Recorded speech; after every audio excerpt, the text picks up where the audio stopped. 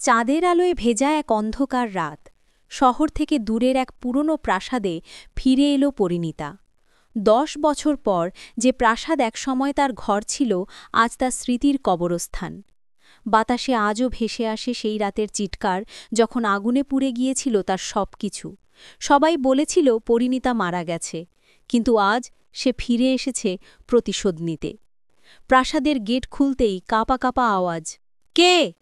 পরিণীতা হাসল, ঠান্ডা চোখে বলল, যে ফিরে আসে প্রতিশোধ নিতে।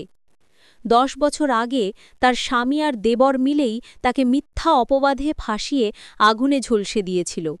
কারণ সম্পত্তি। সবাই ভেবেছিল সে মরে গেছে, কিন্তু বেঁচে গিয়েছিল এক বৃদ্ধ তান্ত্রিকের সাহায্যে। মৃত্যুর ছায়া থেকে ফিরে আসা পরিণীতা আর আগের মানুষ ছিল না। তার চোখে এখন শুধু প্রতিশোধ।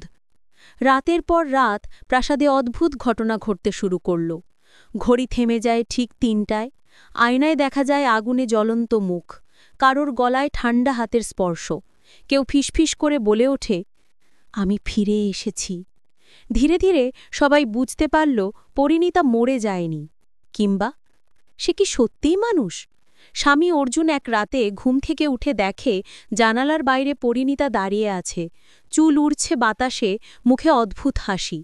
আমাকে মনে আছে অর্জুন? অর্জুন চিৎকার করে ওঠে, কিন্তু কণ্ঠ থেকে কোনো শব্দ বের হয় না। পরদিন সকালে তাকে পাওয়া গেল নিজের ঘরে, চোখ খোলা, মুখে ভয়ের ছাপ, কিন্তু শরীরে কোনো আঘাত নেই। শুধু আয়নায় লেখা ছিল রক্তে, প্রথম প্রতিশোধ সম্পন্ন। এরপর একে একে মৃত্যু হল দেবর, শাশুড়ি আর যারা সেই রাতে মিথ্যা বলেছিল।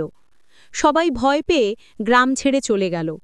কিন্তু শেষ রাতে যখন পুলিশ প্রাসাদে ঢোকে, তারা দেখে ঘরে আগুন জ্বলছে, আর সেই আগুনের ভেতর দাঁড়িয়ে আছে পরিণীতা, হাসছে।